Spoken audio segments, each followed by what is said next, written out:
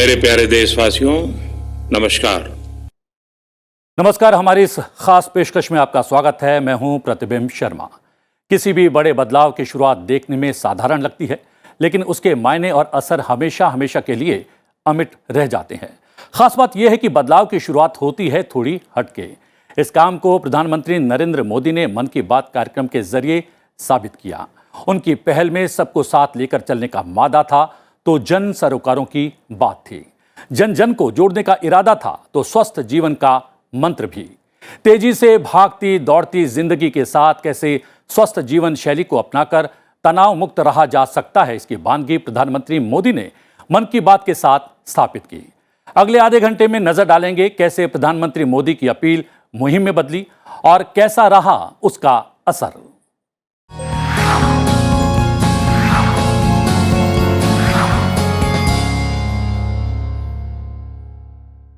प्रधानमंत्री नरेंद्र मोदी के मन की बात कार्यक्रम के जरिए विभिन्न विषयों पर किए गए आह्वान ने देश में कई महत्वपूर्ण जन आंदोलनों की नींव रखी, जिसका सकारात्मक और व्यापक बदलाव चारों ओर नजर आ रहा है।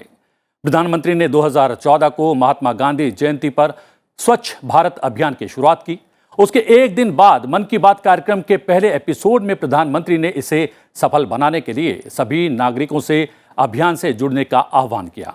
प्रधानमंत्री की ये पहल समय के साथ एक जन आंदोलन बन गई। स्वच्छ भारत का इरादा कर लिया हमने, देश से अपने ये वादा कर लिया हमने। स्वच्छ भारत का इरादा कर लिया हमने। मेरे प्यारे देशवासियों, मन की बात कार्यक्रम के पहले प्रसारण में प्रधानमंत्री ने स्वच्छता अभियान और खादी वस्त्र को बढ़ावा देने पर जोर दिया था। उन्होंने देशवासियों से गंदगी से मुक्ति का विजय संकल्प लेने का आह्वान किया। उन्होंने कहा था 2 अक्टूबर महात्मा गांधी की जन्म जयंती पर स्वच्छ भारत का अभियान 125 करोड़ देशवासियों ने प्रारंभ किया है। उन्हें विश्वास है आप सब इसको आगे बढ़ाएंगे। आप सफाई कीजिए। आपके नव जिन लोगों को आप आह्वान करना चाहते हैं उनको कीजिए, वे भी सफाई करें। आपके साथी मित्रों को कहिए, बहुत ऊपर जाने की जरूरत नहीं है। वो और 9 लोगों को कहे, वो और 9 लोगों को कहे, धीरे धीरे पूरे देश में ये माहौल बन जाएगा। मैं विश्वास करता हूं इस काम को आप आगे बढ़ाएंगे। सितंबर 2022 के मन की बात कार्यक्रम में प्रधानमंत्री नरेंद्र मोदी ने बेंगलुरु यूथ फॉर परिवर्तन टीम का जिक्र किया, जो स्वच्छता और दूसरी सामुदायिक गतिविधियों को लेकर काम कर रही है। बेंगलुरु में एक टीम है यूथ फॉर परिवर्तन। पिछले 8 सालों से यह टीम स्वच्छता और दूसरी सामुदायिक गतिविधियों को लेकर काम कर रही है। उनका मोटो बिल्कुल क्लियर है, स्टॉप कंप्लेनिंग, स्टार्ट एक्टिंग। इस टीम ने अब तक शहर भर की 370 से ज्यादा जगहों का सौंदर्यीकरण किया है। हर स्थान पर यूथ फॉर परिवर्तन के अभियान ने 100 से 150 नागरिक को जोड़ा है।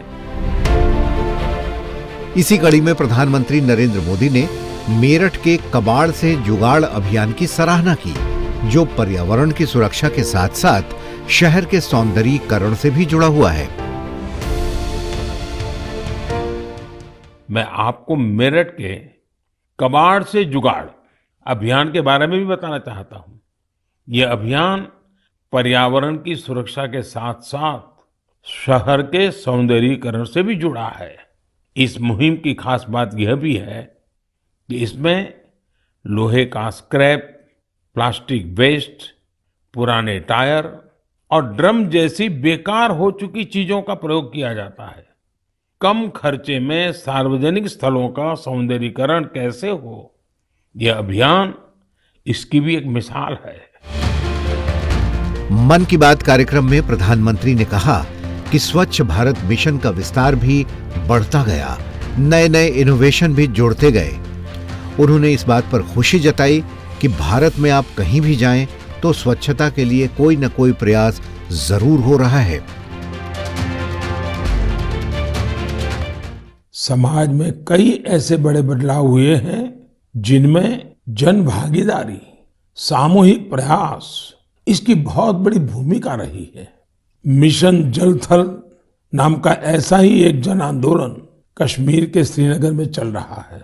यह श्रीनगर की झीलों और तालाबों की साफ सफाई और उनकी पुरानी रौनक लौटाने का एक अनोखा प्रयास है। मिशन जल थल का फोकस कुशलसार और गिलसार पर है। जन भागीदारी के साथ साथ इसमें टेक्नोलॉजी की भी बहुत मदद ली जा रही है। अक्टूबर 2021 के एपिसोड में प्रधानमंत्री नरेंद्र मोदी ने कहा कि भारत में त्योहारों पर हम सभी स्वच्छता को सेलिब्रेट करते हैं। अगर हम स्वच्छता को हर दिन की आदत बना लें तो पूरा देश स्वच्छ हो जाएगा। उन्होंने तालाबों और जलाशयों की सफाई और संरक्षण पर जोर दिया। जहां सामर्थ्य है वहां समृद्धि है। इसलिए तो देश स्वच्छ भारत अभियान पर इतना जोर दे रहा है। साथियों, मुझे रांची से सटे एक गांव सपारोम नया सराय वहां के बारे में जानकर बहुत अच्छा लगा। इस गांव में एक तालाब हुआ करता था, लेकिन लोग इस तालाब वाली जगह को खुले में शौच के लिए इस्तेमाल करने लगे थे। स्वच्छ भारत अभियान के तहत जब सबके घर में शौचालय बन गया तो गांव वालों ने सोचा कि क्यों न गांव को स्वच्छ करने के साथ साथ सुंदर बनाया जाए। फिर क्या था, सबने मिलकर तालाब वाली जगह पर पार्क बना दिया। स्वच्छता के प्रयास तभी पूरी तरह सफल होते हैं जब हर नागरिक स्वच्छता को अपनी जिम्मेदारी समझे। प्रधानमंत्री नरेंद्र मोदी भी देशवासियों से अपील करते हैं कि स्वच्छ भारत अभियान में उत्साह को कम नहीं होने दें। उन्होंने आपस में मिलकर अपने देश को पूरी तरह स्वच्छ बनाने का संकल्प लेने का आह्वान किया है। स्वच्छ भारत के साथ साथ प्रधानमंत्री नरेंद्र मोदी ने आत्मनिर्भर भारत अभियान की शुरुआत भी की थी। इसके लिए उन्होंने लोकल फॉर वोकल का नारा भी दिया। मन की बात कार्यक्रम के जरिए प्रधानमंत्री लगातार इस विषय पर लोगों से संवाद भी करते रहे हैं। अलग अलग कड़ियों में उन्होंने वोकल फॉर लोकल को बढ़ावा देने के साथ साथ लोकल फॉर ग्लोबल के लिए भी लोगों को प्रोत्साहित किया। प्रधानमंत्री ने विश्व स्तरीय उत्पाद बनाते समय जीरो इफेक्ट, जीरो डिफेक्ट का भी मंत्र दिया।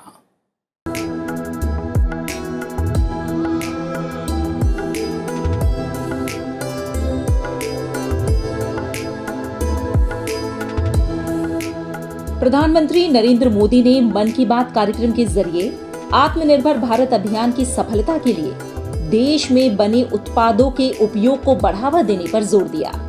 उन्होंने देशवासियों से आह्वान किया कि सभी अपने स्तर पर देशी उत्पादों का प्रचार प्रसार करें, जिससे ज्यादा लोगों में स्वदेशी उत्पादों के उपयोग को लेकर जागरूकता आए। इसी कड़ी में अगस्त 2020 में प्रसारित मन की बात कार्यक्रम में उन्होंने स्टार्टअप और नए उद्यमियों से टीम अप फॉर टॉयज का आह्वान किया। उन्होंने कहा था कि अब सभी के लिए लोकल खिलौनों के लिए वोकल होने का समय है।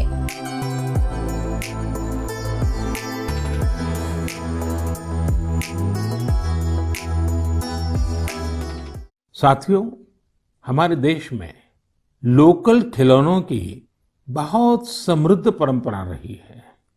कई प्रतिभाशाली और कुशल कारीगर हैं जो अच्छे खिलौने बनाने में महारत रखते हैं। भारत के कुछ क्षेत्र टॉय क्लस्टर्स यानी खिलौने के केंद्र के रूप में भी विकसित हो रहे हैं। प्रधानमंत्री ने लगातार मन की बात कार्यक्रम के जरिए देशवासियों से वोकल फॉर लोकल को जन अभियान बनाने पर जोर दिया। उन्होंने कहा कि वोकल फॉर लोकल का मंत्र ये हमारी जिम्मेदारी है। हमें आत्मनिर्भर भारत अभियान के लिए जी जान से जुटे रहना है।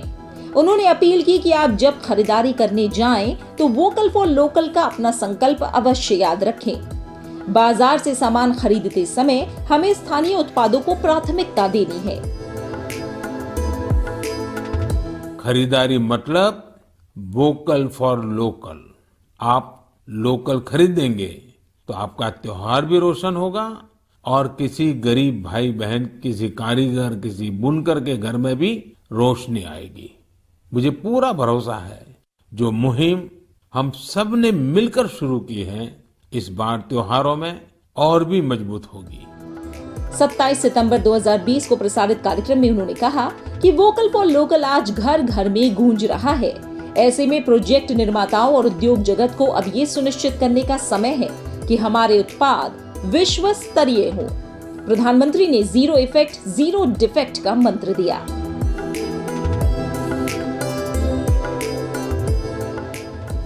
जीरो इफेक्ट जीरो डिफेक्ट की सोच के साथ काम करने का यह उचित समय है। मैं देश के मैन्युफैक्चरर्स और इंडस्ट्री लीडर्स से आग्रह करता हूं, देश के लोगों ने मजबूत कदम उठाया है, मजबूत कदम आगे बढ़ाया है। वोकल फॉर लोकल ये आज घर घर में गूंज रहा है। ऐसे में अब यह सुनिश्चित करने का समय है कि हमारे प्रोडक्ट्स विश्व स्तरीय हो। जो भी ग्लोबल बेस्ट हैं वो हम भारत में बनाकर दिखाएं। वोकल फॉर लोकल के आह्वान के बाद प्रधानमंत्री नरेंद्र मोदी ने मन की बात के 87वें कड़ी में भारतीय उत्पादों के निर्यात में भारी उछाल की सराहना की। उन्होंने लोकल फॉर वोकल का आह्वान किया। भारत ने पिछले सप्ताह $400 बिलियन यानी 30 लाख करोड़ रुपए के एक्सपोर्ट का टारगेट हासिल किया है। पहली बार सुनने में लगता है कि ये अर्थव्यवस्था से जुड़ी बात है, लेकिन ये अर्थव्यवस्था से भी ज्यादा भारत के सामर्थ्य, भारत के पोटेंशियल से जुड़ी बात है। मन की बात के 58वें एपिसोड में प्रधानमंत्री ने होली के त्योहार का जिक्र करते हुए लोगों से अनुरोध किया कि वो इसे वोकल फॉर लोकल के संकल्प के साथ मनाएं। मन की बात से कई महत्वपूर्ण जन आंदोलनों की शुरुआत हुई है। मन की बात एट 100 पर आयोजित राष्ट्रीय सम्मेलन की पैनल चर्चा में शामिल विशिष्ट हस्तियों ने ये बात कही है। आह्वान से जन आंदोलन की थीम पर हुई परिचर्चा में प्रसिद्ध अभिनेता आमिर खान भी शामिल हुए। उन्होंने कहा कि मन की बात कार्यक्रम देश में परिवर्तनकारी बदलाव और जन आंदोलन का सबसे बड़ा उदाहरण है। उन्होंने कहा कि समय के साथ विश्वास बनाना और अर्जित करना पड़ता है। स्पष्ट रूप से प्रधानमंत्री नरेंद्र मोदी ने इसे अर्जित किया है। अब प्रधानमंत्री जी के मन में ये बात है कि वो आप तक पहुंचना चाहते हैं, तभी वो पहुंच पाते हैं, तभी वो ये उनके जहन में ये ख्याल भी आया और इतनी डिटेल में उन्होंने ये प्रोग्राम किया है, इतने सालों से किया है। So it is something that he is really invested in and there is a certain emotion behind that which comes through. Yeah so that is why people believe him, they want to believe him, they want to follow him, they trust him and that relationship, जो रिश्ता उन्होंने build किया है over time with people. Trust is something that you have to trust does not come automatically. It has to be earned and clearly he has earned it. मन की बात कार्यक्रम के अब तक प्रसारित हुए 99 एपिसोड में से कई में प्रधानमंत्री ने किसानों और कृषि क्षेत्र से जुड़े मुद्दों पर चर्चा की। आकाशवाणी पर प्रधानमंत्री नरेंद्र मोदी के मन की बात कार्यक्रम को प्रेरणा का एक विश्वसनीय स्रोत और कृषि और उद्यमिता विकास के लिए व्यापक जागरूकता के माध्यम के रूप में माना जाता है। मन की बात कार्यक्रम ने विभिन्न कृषि मुद्दों पर किसानों को प्रेरित करने और जागरूक करने में महत्वपूर्ण भूमिका भी निभाई है।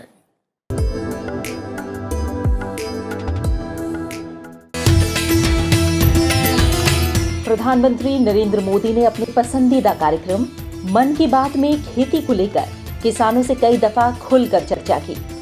अनाज उत्पादन, किसानों की आय बढ़ाने, मोटे अनाज यानी श्री अन्न समेत तिलहन और दालों पर कृषि इनोवेशन, कृषक समुदाय और अन्य हितधारकों को प्रेरित करने और प्रोत्साहित करने के लिए कई एपिसोड में खेती किसानी से जुड़े मुद्दों का भी उल्लेख किया है, जिसका लाभ किसानों और कृषि क्षेत्र से जुड़े लोगों को भरपूर मिला। संयुक्त राष्ट्र ने इंटरनेशनल योगा डे और इंटरनेशनल ईयर ऑफ मिलेट्स दोनों का ही निर्णय भारत के प्रस्ताव के बाद लिया है। दोनों ही अभियानों में जन भागीदारी की वजह से क्रांति आ रही है। जिस तरह लोगों ने व्यापक स्तर पर सक्रिय भागीदारी करके योग और फिटनेस को अपने जीवन का हिस्सा बनाया है, उसी तरह मिलेट्स को भी लोग बड़े पैमाने पर अपना रहे हैं। लोग अब मिलेट्स को अपने खानपान का हिस्सा बना रहे हैं। इस बदलाव का बहुत बड़ा प्रभाव भी दिख रहा है। इससे एक तरफ वो छोटे किसान बहुत उत्साहित है जो पारंपरिक रूप से मिलेट्स का उत्पादन करते थे। वो इस बात से बहुत खुश है कि दुनिया अब मिलेट्स का महत्व समझने लगी है। प्रधानमंत्री ने प्रयोगशाला से भूमि तक प्रौद्योगिकी हस्तांतरण, जलवायु अनुकूल कृषि, जैविक खेती, एकीकृत कृषि प्रणाली दृष्टिकोण, प्राकृतिक संसाधनों का संरक्षण, मधुमक्खी पालन, मोटे अनाज का उत्पादन और खपत, कृषि आदि में ड्रोन के उपयोग का जिक्र किया। इसमें प्राकृतिक खेती, प्राकृतिक संसाधनों का संरक्षण और एकीकृत कृषि प्रणाली को अपनाने की अपील की। मन की बात में कृषि ड्रोन पर किए गए संवादों के अध्ययनों ने ये संकेत दिया कि अधिकांश किसानों ने ड्रोन को कृषि कार्यों के लिए तकनीक के रूप में उपयोगी माना। चाहे गांव में खेतीबाड़ी हो या घर पर सामान की डिलीवरी हो, आपातकाल में मदद पहुंचानी हो या कानून व्यवस्था की निगरानी हो, बहुत समय नहीं है जब हम देखेंगे कि ड्रोन हमारी इन सब जरूरतों के लिए तैनात होंगे। मुझे आपको बताते हुए खुशी हो रही है कि नई ड्रोन पॉलिसी आने के बाद कई ड्रोन स्टार्टअप्स में विदेशी और देशी निवेशकों ने निवेश किया है। कई कंपनियां मैन्युफैक्चरिंग यूनिट्स भी लगा रही हैं।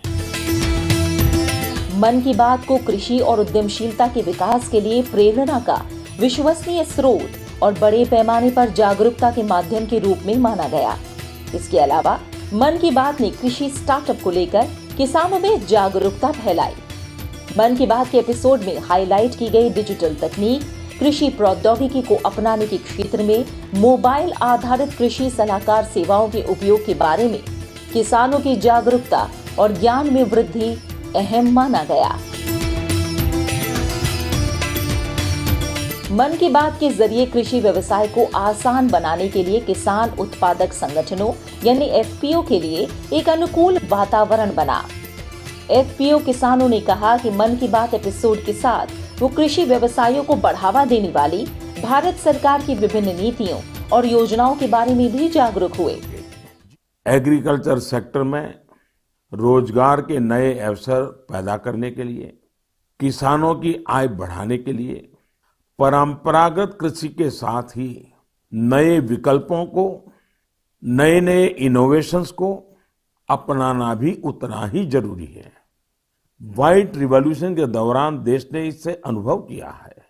अब बी फार्मिंग भी ऐसा ही एक विकल्प बनकर के उभर रहा है।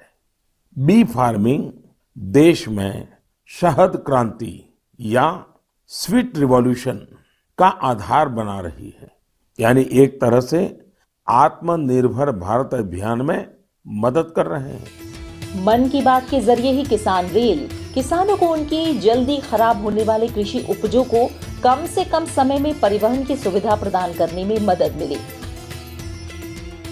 किसान बिचौलियों के चंगुल से मुक्त हुए, साथ ही उन्हें उच्च शुद्ध लाभ को सुरक्षित करने में भी मदद मिली। मन की बात के एपिसोड ने जैविक प्राकृतिक खेती के प्रति जागरूकता और सकारात्मक दृष्टिकोण पैदा करने में अहम भूमिका निभाई।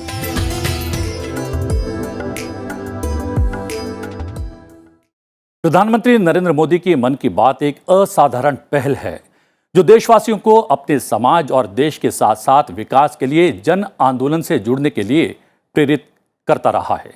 मन की बात एक ऐसा मंच बन गया है जहां से कई महत्वपूर्ण अभियान और जन आंदोलन उत्पन्न हुए हैं। पर्यावरण, जल संरक्षण, सिंगल यूज प्लास्टिक समेत प्रधानमंत्री के कई आह्वानों का आम जनता पर सीधे तौर पर असर पड़ा है। भारत की विशालता, विविधता, कभी कभी वर्षा भी पसंद नापसंद का रूप दिखा देती है, लेकिन हम वर्षा को क्या दोष दें। मनुष्य ही है जिसने प्रकृति से संघर्ष का रास्ता चुन लिया और उसी का नतीजा है कि कभी कभी प्रकृति हम पर रूठ जाती है और इसीलिए हम सबका दायित्व बनता है हम प्रकृति प्रेमी बने, हम प्रकृति के रक्षक बने, हम प्रकृति के संवर्धक बने। तो प्रकृति दत्त जो चीजें हैं उसमें संतुलन अपने आप बना रहता है। प्रधानमंत्री नरेंद्र मोदी के मन की बात कार्यक्रम के जरिए समय समय पर जलवायु परिवर्तन को लेकर लोगों में जागरूकता फैलाने का आह्वान किया। उन्होंने कहा कि ये एक वैश्विक समस्या है जिसको हम सबको मिलकर मुकाबला करना होगा। आज सारा विश्व, विशेष रूप से पश्चिम के देश, पर्यावरण संरक्षण की चर्चा कर रहे हैं और संतुलित जीवन शैली, बैलेंस लाइफ के लिए नए रास्ते ढूंढ रहे हैं। वैसे आज हमारा भारतवर्ष भी इस समस्या से अछूता नहीं है, लेकिन इसके हल के लिए हमें बस अपने भीतर झांकना है, अपने समृद्ध इतिहास, परंपराओं को देखना है और खासकर अपने जनजातीय समुदायों की जीवन शैली को समझना है। मन की बात कार्यक्रम में प्रधानमंत्री ने लोगों का ध्यान प्रदूषण के अलावा नदियों की स्वच्छता पर भी दिया। उन्होंने कहा कि नदियों की सफाई और उन्हें प्रदूषण से मुक्त करने का काम सबके प्रयास और सबके सहयोग से ही संभव है, जिसका लोगों ने भरपूर समर्थन किया। हम नदियों की सफाई और उन्हें प्रदूषण से मुक्त करने का काम सबके प्रयास और सबके सहयोग से कर ही सकते हैं। नमामि गंगे मिशन भी आज आगे बढ़ रहा है, तो इसमें सभी लोगों के प्रयास एक प्रकार से जन जागृति, जन आंदोलन, उसकी बहुत बड़ी भूमिका है। प्रधानमंत्री ने मन की बात कार्यक्रम में देशवासियों को वाटर कंजर्वेशन को लाइफ मिशन बनाने पर खुशी जताई। उन्होंने कहा कि आजादी के 75वें साल में आजादी के अमृत महोत्सव में देश जिन संकल्पों को लेकर आगे बढ़ रहा है, उनमें जल संरक्षण भी एक है। इस समय आजादी के 75वें साल में आजादी के अमृत महोत्सव में देश जिन संकल्पों को लेकर आगे बढ़ रहा है, उनमें जल संरक्षण भी एक है। अमृत महोत्सव के दौरान देश के हर जिले में 75 अमृत सरोवर बनाए जाएंगे। आप कल्पना कर सकते हैं कि कितना बड़ा अभियान है। प्रधानमंत्री नरेंद्र मोदी ने समय समय पर सौर ऊर्जा को बढ़ावा देने पर जोर दिया। उन्होंने कहा कि आज जब ऊर्जा के स्रोत और हमारे औद्योगिक युग की अधिकता ने हमारे ग्रह को खतरे में डाल दिया है, तो दुनिया को हमारे भविष्य को शक्ति देने के लिए सूर्य की ओर मुड़ना चाहिए। भारत आज अपने पारंपरिक अनुभवों को आधुनिक विज्ञान से जोड़ रहा है, तभी आज हम सौर ऊर्जा से बिजली बनाने वाले सबसे बड़े देशों में शामिल हो गए हैं। मन की बात के जरिए प्रधानमंत्री नरेंद्र मोदी ने लोगों से सिंगल यूज प्लास्टिक के उपयोग को छोड़ने की बात कही, जो देखते ही देखते एक जन आंदोलन में बदल गया। हमें साथ मिलकर सिंगल यूज प्लास्टिक के इस्तेमाल को खत्म करना है। इस मुहिम को लेकर समाज के सभी वर्गों में उत्साह है। मेरे कई व्यापारी भाइयों बहनों ने दुकान में एक तख्ती लगा दी, एक प्ले कार्ड लगा दिया है, जिस पर यह लिखा है कि ग्राहक अपना थैला साथ लेकर के ही आए। इससे पैसा भी बचेगा और पर्यावरण की रक्षा में वे अपना योगदान भी दे पाएंगे। मन की बात कार्यक्रम देखते ही देखते एक जन आंदोलन में बदलता गया। यह मासिक रेडियो कार्यक्रम संचार का एक महत्वपूर्ण हिस्सा बना, जिसके जरिए प्रधानमंत्री नरेंद्र मोदी ने लोगों के साथ एक विश्वसनीय रिश्ता बनाया।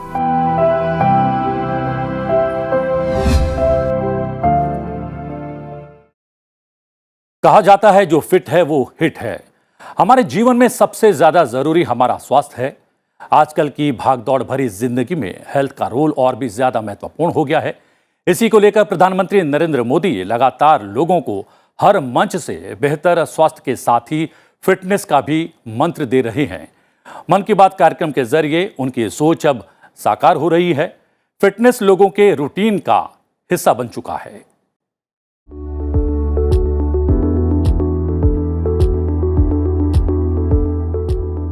प्रधानमंत्री नरेंद्र मोदी का मासिक रेडियो कार्यक्रम मन की बात एक ऐसा ऐतिहासिक कार्यक्रम बन गया है जिसमें उन्होंने स्वस्थ जीवन शैली अपनाने से लेकर स्वास्थ्य संबंधी विषयों को लेकर अपने विचार साझा किए। ये प्रधानमंत्री के बिना रुके, बिना थके किए गए प्रयास ही तो थे जिसे पूरी दुनिया ने जाना और माना। योग हमारी परंपरा का हिस्सा है। आज हमारे योग ने पूरी दुनिया को जोड़ा है। यही नहीं, देखते ही देखते ये एक जन आंदोलन में बदल गया। 21 जून अंतर्राष्ट्रीय योगा दिवस, मैं कह सकता हूं कि मेरे मन को उसी प्रकार से आंदोलित कर गया।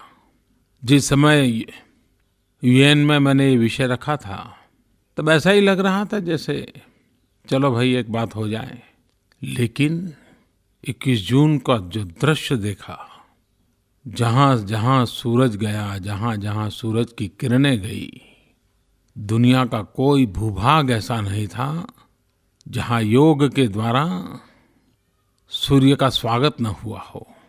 हम दावे से कह सकते हैं कि योग अभ्यासुओं की दुनिया में सूरज कभी ढलता नहीं है। प्रधानमंत्री ने स्वास्थ्य के लिए आयुर्वेद की तरफ भी दुनिया भर का ध्यान खींचा, जिसका नतीजा ये निकला कि दुनिया भर में योग की तरह आयुर्वेद को भी फिर से एक नई पहचान मिली। दुनिया के लाखों लोग आयुर्वेद से ऐसे ही लाभ उठा रहे हैं। पिछले 7 वर्षों में देश में आयुर्वेद के बहुत ध्यान दिया गया है। आयुष मंत्रालय के गठन से चिकित्सा और स्वास्थ्य से जुड़े हमारे पारंपरिक तरीकों को लोकप्रिय बनाने के संकल्प को और मजबूती मिली है। आयुष्मान भारत योजना देश के उस तबके के चेहरे पर खुशियां लाई है जिसे इस योजना की सबसे ज्यादा जरूरत थी। आयुष्मान भारत योजना के तहत लगभग 10 करोड़ परिवार यानी करीब 50 करोड़ नागरिकों को इलाज के लिए एक साल में 5 लाख रुपए का खर्च भारत सरकार और इंश्योरेंस कंपनी मिलकर के देगी। देश के मौजूदा 479 मेडिकल कॉलेजों में एमबीबीएस की सीटों की संख्या बढ़ाकर लगभग 68,000 कर दी गई है।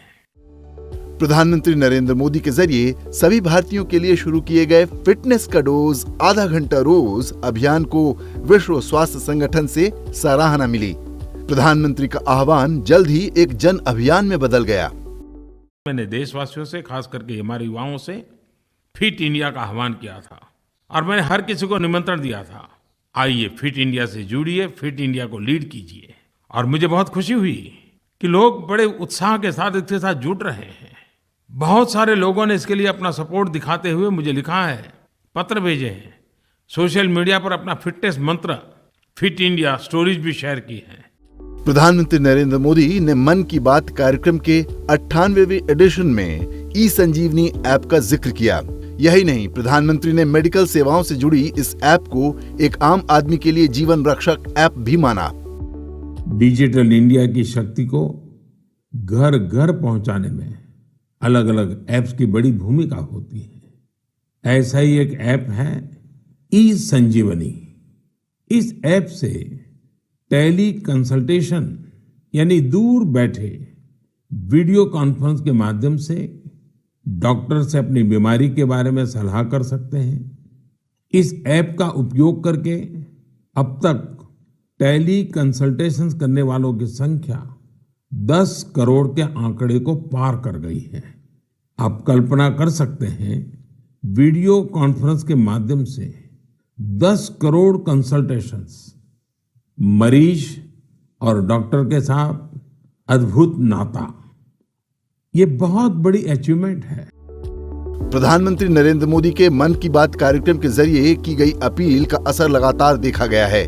केंद्र सरकार की योजनाएं और कार्यक्रम जन आंदोलन का रूप ले रही हैं।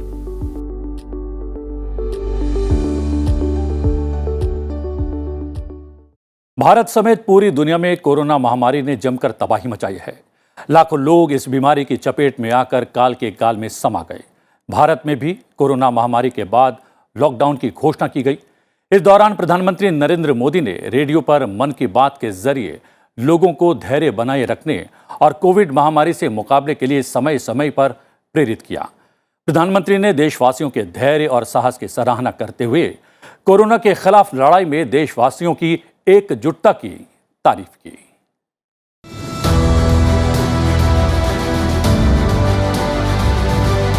प्रधानमंत्री नरेंद्र मोदी ने मन की बात के जरिए कोरोना काल में लोगों का समय समय पर हौसला बढ़ाया और इस बीमारी से जमकर मुकाबला करने के लिए प्रेरित किया। पूरा देश एक लक्ष्य, एक दिशा, साथ साथ चल रहा है। ताली, थाली, दिया, मोमबत्ती, इन सारी चीजों ने जो भावनाओं को जन्म दिया, जिस जज्बे से देशवासियों ने कुछ न कुछ करने की ठान ली, हर किसी को इन बातों ने प्रेरित किया है।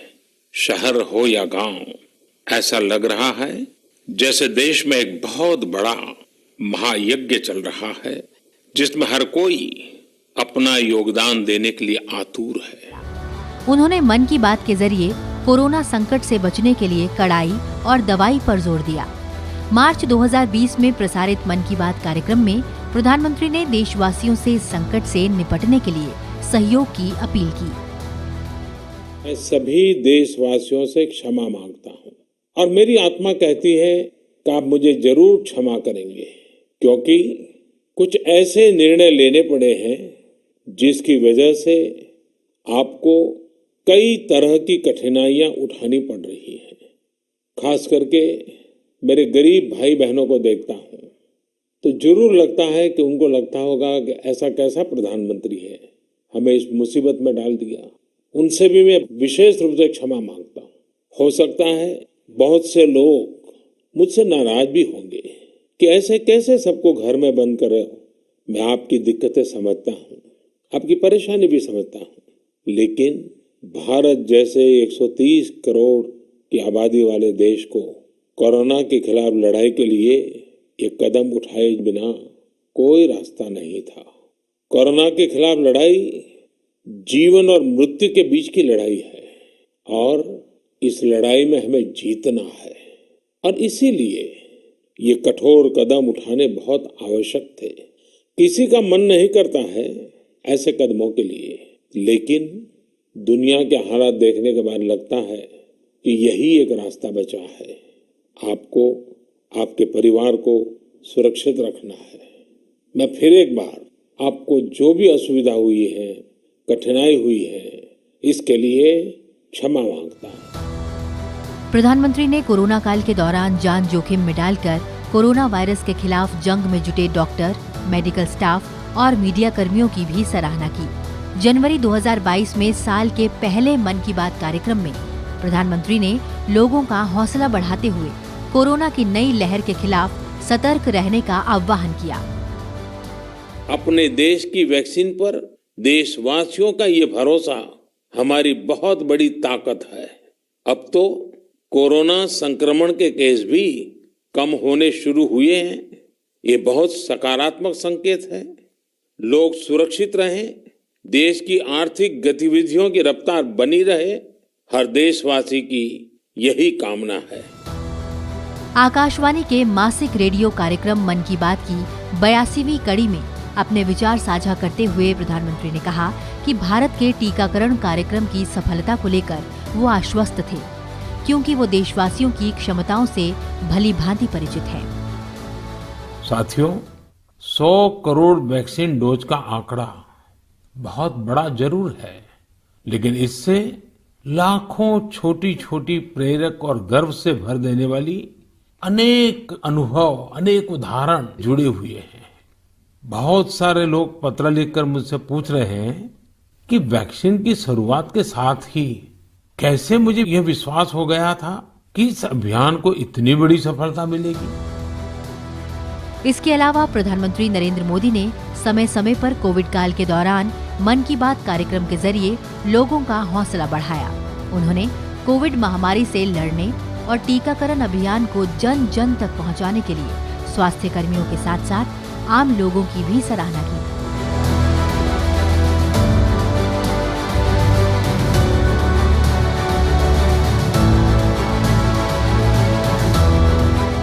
प्रधानमंत्री नरेंद्र मोदी ने देशवासियों के साथ एक ऐसा संबंध स्थापित कर लिया है कि उनकी हर अपील, हर एक आह्वान जन आंदोलन बन जाता है।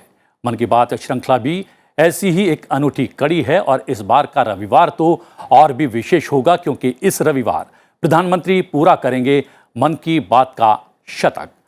करोड़ों देशवासियों के साथ आप भी मन की बात के ऐतिहासिक पड़ाव का साक्षी अवश्य बनेंगे। इस विश्वास के साथ मुझे दीजिए आज्ञा, लेकिन देखते रहिए संसद टीवी। नमस्कार।